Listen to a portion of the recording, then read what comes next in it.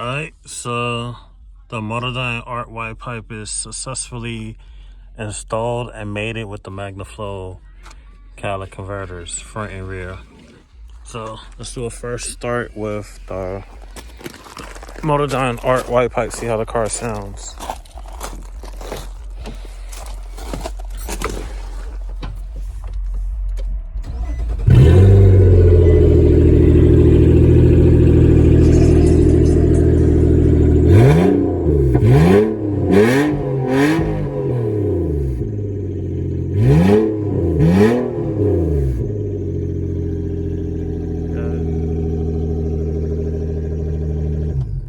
Doesn't sound bad.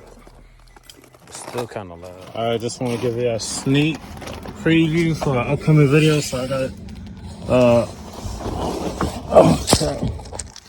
Motordyne art white pipe, and I just finished installing the mid pipe. In the process of installing the rear. So let's see how it sounds so far.